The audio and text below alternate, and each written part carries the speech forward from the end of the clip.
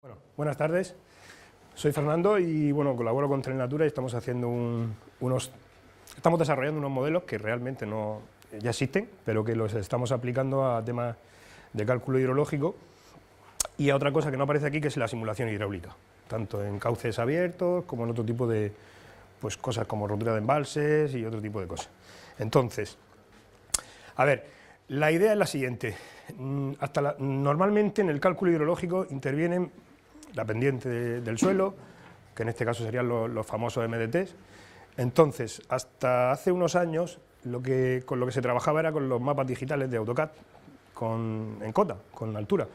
Entonces, a partir de los sensores LIDAR, empezó a salir una cartografía en el Instituto Geográfico Nacional con unas resoluciones de píxel de 5 por 5 metros, ¿vale? Para cálculo hidrológico es adecuado, pero para simulación hidráulica se queda un poco... no refleja estructura, no refleja encauzamiento, no refleja ciertas cosas, ¿no? Entonces se nos ha ocurrido aquí, pues de alguna manera, utilizar modelos de bastante precisión para el cálculo de caudales, bueno, a través de las cuencas vertientes y las líneas de escorrentía de cauces, pero no solo eso, sino que hemos utilizado, pues por ejemplo, las precipitaciones que también intervienen en el cálculo. Lo que hacemos es, yo hasta la fecha trabajaba con estaciones AEMET, pero ahora el Instituto Murciano de Investigación también tiene estaciones automáticas y entonces llevan registrados esos datos, pues son lo que llamamos precipitaciones máximas mensuales, picos de precipitación máxima, que por un procedimiento de interpolación, ahora os voy a enseñar cómo conseguimos distribuirlo a todo el mapa de la región de Murcia. Igual que hemos hecho con las precipitaciones, hay que decir también que hay que hacer una estadística por algún método estadístico para calcular lo que llamamos el periodo de retorno de caudales, de precipitación. Y bueno, siguiendo en esa línea, también intervienen los grupos de suelo en función de la textura, pues tipo de suelo arenoso, tipo franco-arcilloso, arcilloso, eso va a influir mucho en la permeabilidad. Y el propio mapa de permeabilidad que tiene en cuenta pues lo que sería la hidrogeología o la geología del suelo, para cruzar luego lo que vamos a obtener con la permeabilidad, utilizando los modelos de pendiente, los modelos de precipitación, los modelos de textura. La permeabilidad, al final lo que obtenemos es un parámetro que llamamos umbral de escorrentía o número de curva. El umbral de escorrentía es un parámetro que se utiliza aquí en España, le llaman P sub 0, y es pues, a partir de qué precipitación el suelo empieza a escurrir, por así decirlo. El número de curva va por un método americano, bueno, que ellos llevan más avanzado este tema y es algo más completo. Y la diferencia entre uno y otro es que normalmente nosotros calculamos caudales pico a través del método racional de la instrucción de carretera, y el método americano lo que obtenemos son hidrogramas, curvas de caudal asociadas al tiempo, metros cúbicos por segundo.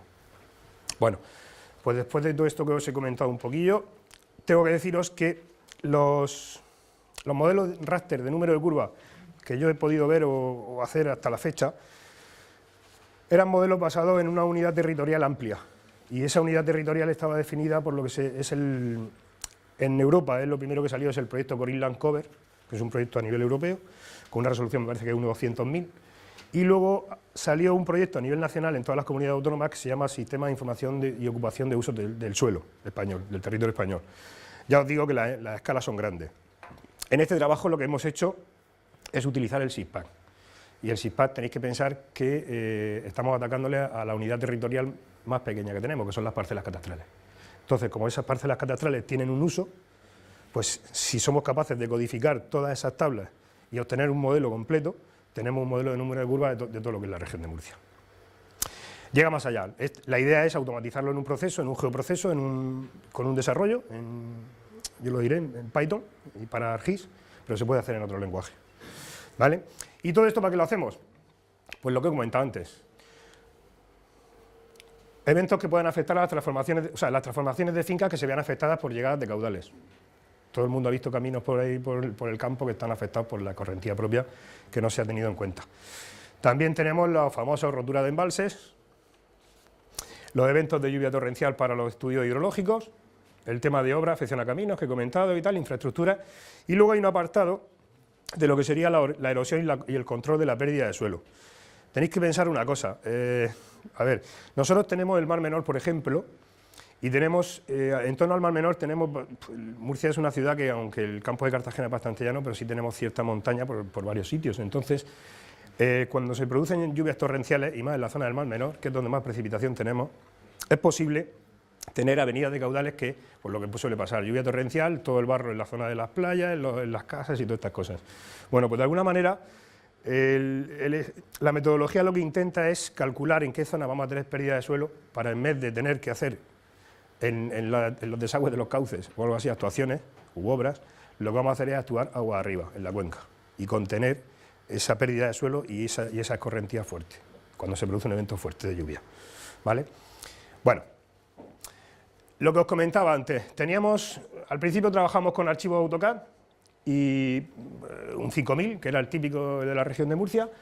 Después llegaron los modelos raster, 5×5, bajar de esa resolución hace falta bastante equipo, bastante potencia de equipo, ¿eh? Yo he trabajado con modelos de 1×1. Los modelos de 1×1, para que os hagáis una idea, toda la región de Murcia en 5×5 tiene un tamaño de 4,5 gigas. El modelo del término municipal de Murcia de 1×1 tiene un tamaño de 13 gigas. Son 365 mosaicos, ¿eh? Y ahora os explicaré cómo se hace esto. Bueno, hablamos de que son vuelos, los modelos precisos son vuelos bastante caros. Ahora está de moda el tema de los drones. Le montamos una cámara LIDAR y podemos volar una zona con encauzamiento y podemos restituir eso y tener la topografía y no necesitar, por ejemplo, cuando se hacen estudios del río, normalmente vuela una avioneta, porque nadie se va a meter ahí dentro del río con todas las cañas, con el GPS, y eso es bastante incómodo. Bueno, y aquí lo que hablo es, pues, de alguna manera, todo no es perfecto. Entonces, este tipo de modelos tiene una limitación y son las masas de agua, porque el láser de las cámaras todavía no está muy desarrollado para eso.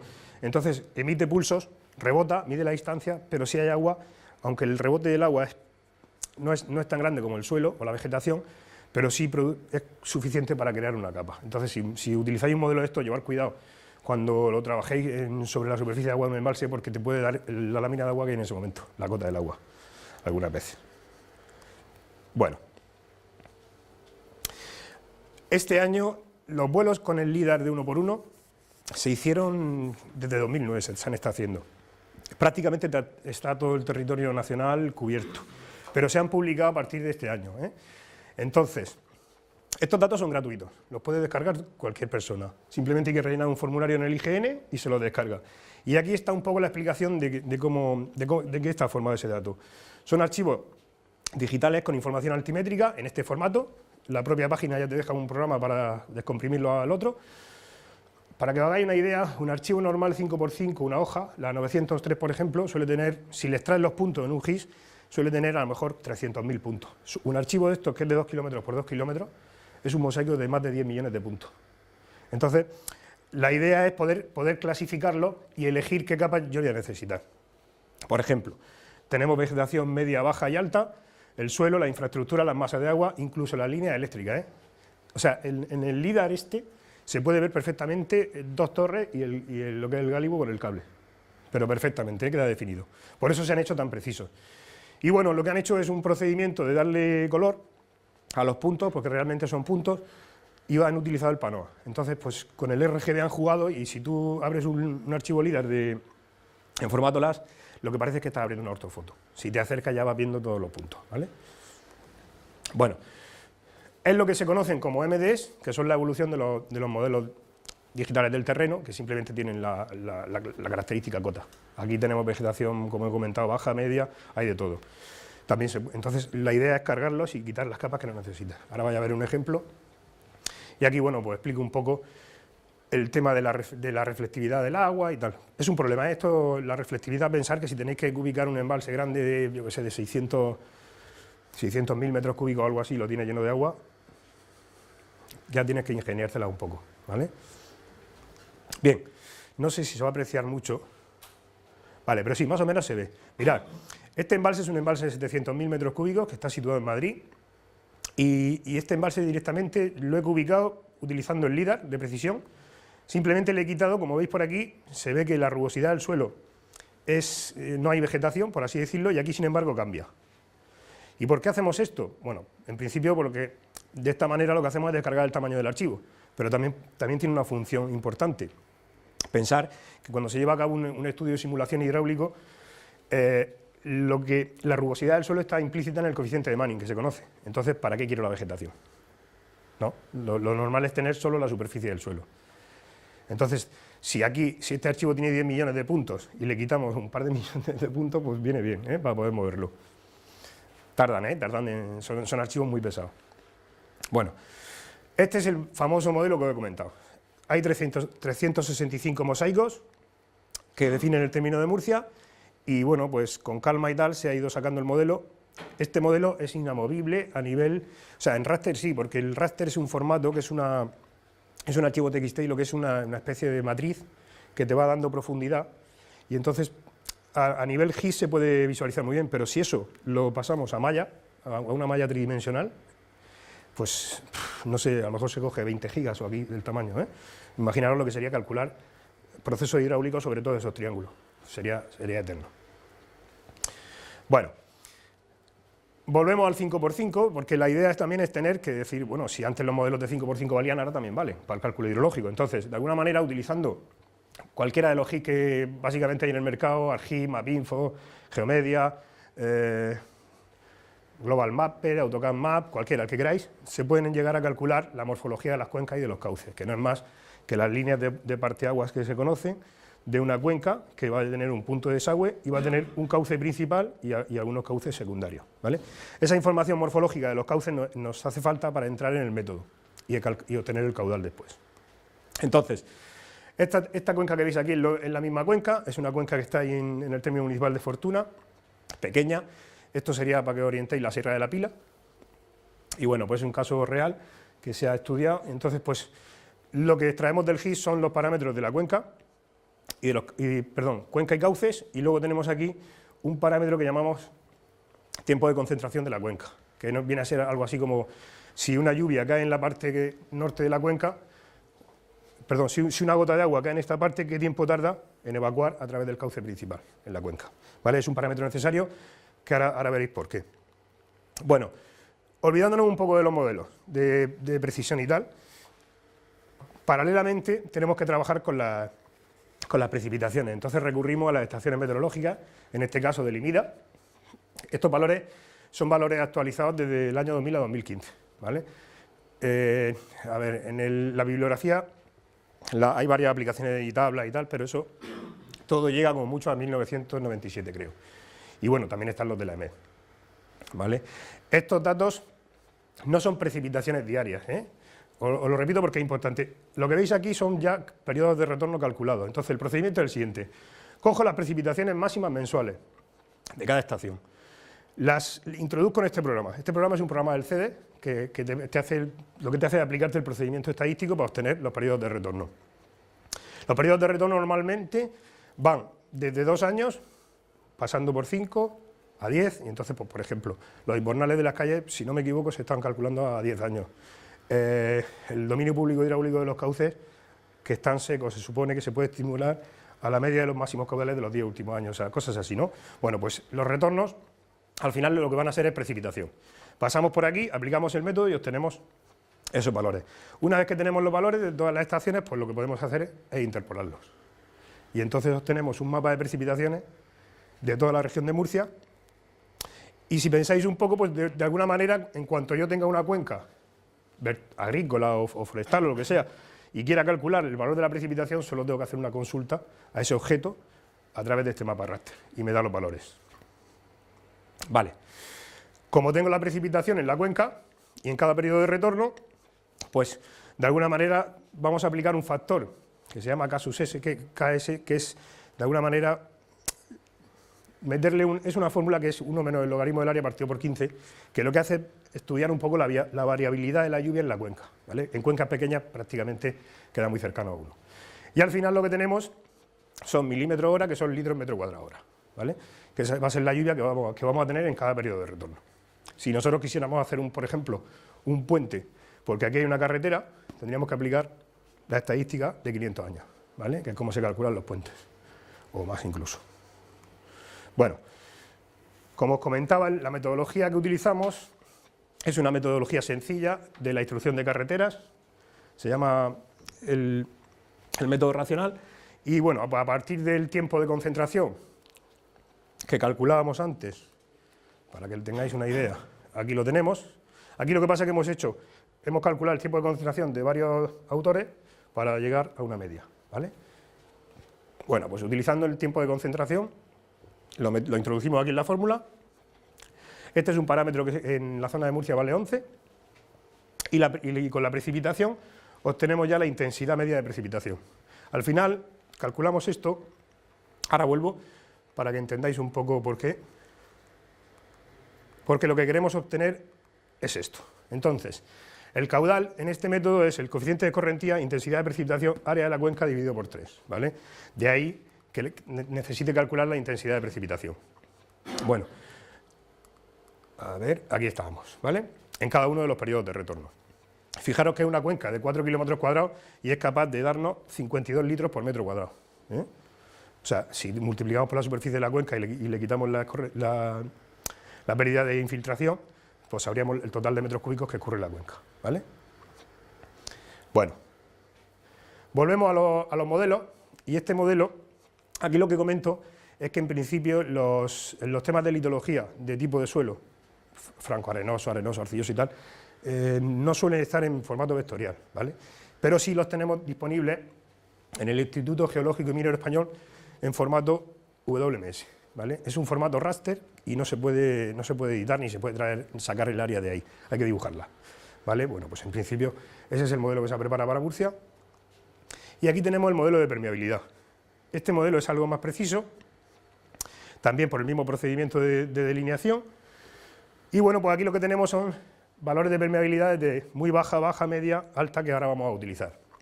Y llegamos un poco a lo que el objetivo de la metodología. Vamos a utilizar el mapa de elevaciones pendientes, permeabilidad, uso de suelo, y con todo ello lo que vamos a hacer es una operación de decir, bueno, súmame, bueno, ahora vamos a ir comentando. Aquí tenía lo del CORIN y lo del proyecto SIOSE, que son información de uso de suelo, tanto a nivel europeo como a nivel nacional, pero claro, el SIPAC pues, es una unidad territorial muy pequeña y es bastante preciso, por lo tanto. Vale, aquí tenéis el término municipal de Avenilla y en el fondo en colores se ve el mapa de pendientes. Entonces, la idea, las tablas del número de curva y de umbral de escorrentía, lo que hacen una diferencia entre los terrenos que tienen una pendiente mayor o menor del 3%. Entonces, de alguna manera nosotros tenemos que pasar toda esta información y darle un nuevo código, ¿vale? Eso no sería un problema, sería una reclasificación del raster, y en vez de que te enseñe del 0 al 86% de pendiente, te lo enseñe menor que 3 o mayor que 3. Pero pensar una cosa, para obtener, aquí hay 600.000 registros, o a lo mejor 300.000, cada parcelita. Nosotros somos capaces de hacer, con un procedimiento de inspección de región, trasladar las pendientes desde el raster a lo que es el catastro, o sea, a lo que es la parcela vectorial, ¿vale? Y disponer de un registro con un campo que dice qué pendiente tiene. Bueno, igual el mismo procedimiento hacemos con la litología, en este caso. Ahí se ha perdido una imagen. Vale. Y aquí tenemos lo mismo, pero con la permeabilidad. Pensar que lo que voy buscando es disponer en el SIPAC del uso del suelo, la pendiente, litología, permeabilidad. ¿Para qué? Aquí tenéis el uso del suelo.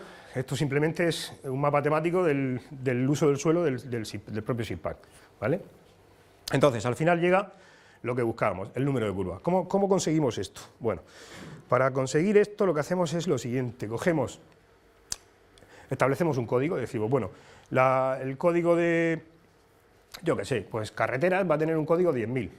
Entonces pensar una cosa, si yo digo, el uso del suelo empieza en 10.000, la pendiente le vamos a dar un 1 o un 2, porque son dos valores, mayor o menor que 3. La litología, como tengo arenoso, francoarcilloso y arcilloso, tengo 4, pues digo 100, 200, 300 y 400. Y luego la permeabilidad son 5 tipos de valores, pues le digo 1.000, 2.000, 3.000, 4.000 y 5.000. Al final es tan sencillo como coger y decir, súmame el código del uso del suelo con el de la pendiente, con el de la litología y con el de la permeabilidad. Y ese código va a ser único. Si ese código lo tengo tanto en SIPAC como en una tabla Excel cualquiera, y al lado yo he cogido las tablas del número de curvas y he puesto el número de curvas asociado a cada tipo de código, puedo hacer un ion espacial y cruzarlo, y entonces agregar la información del número de curvas al SIGPAR. ¿Vale? Esto lo estáis viendo así por término municipal, aquí, como he dicho, es Sabanilla, porque no hay manera de atacar al SIGPAR de toda la región de una vez, ¿vale? Son casi 2 millones de registros y no puede. Bueno, ¿por qué estoy hablando mucho del número de curvas? Porque en España realmente se utiliza el umbral de escorrentía. Pues muy sencillo, porque hay una fórmula que yo, calculando la retención máxima en la cuenca, me puedo venir aquí y transformar el umbral de escorrentía, el número de curvas a umbral de escorrentía. Entonces, interesaba por definir más o mejor el número de curvas porque es algo más preciso, ¿vale? Las tablas, como siempre los americanos han desarrollado muchas más tablas y muchas más cosas, ¿vale? Aquí en la cuenca que os he enseñado ahí en la zona de Fortuna, el valor que nos daba es ese. Bueno, pues con ese valor nos vamos al método y cogemos el coeficiente de escorrentía. Dividimos la precipitación entre el umbral de escorrentía, aplicamos la fórmula y tenemos esos valores, ¿vale? Con esos valores asociados a cada periodo de retorno, hemos calculado antes la intensidad de precipitación, pues ya podemos obtener el caudal, ¿vale? Y a partir del caudal, pues lo que nos ha salido es que esa cuenca puede darnos caudales desde 1 metro cúbico casi hasta 50 metros cúbicos por segundo. Y bueno, en principio, eso ha sido un poco todo lo relacionado con los modelos. Si tenéis alguna pregunta.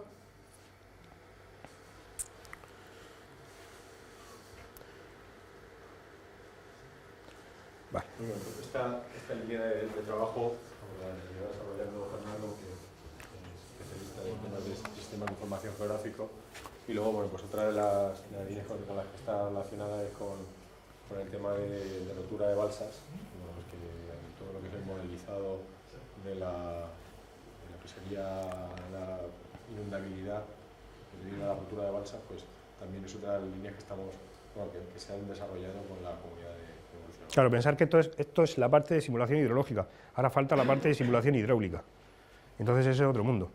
Pero claro, necesitamos estos modelos y necesitamos estos cálculos para decir, bueno, ya sé que aquí me va a llegar, que aquí tengo tanta agua, ahora tengo que soltarle y que calcule. Y entonces eso pues va por otros modelos, otros programas que se han hecho. Requiere también unos equipos informáticos bastante potentes.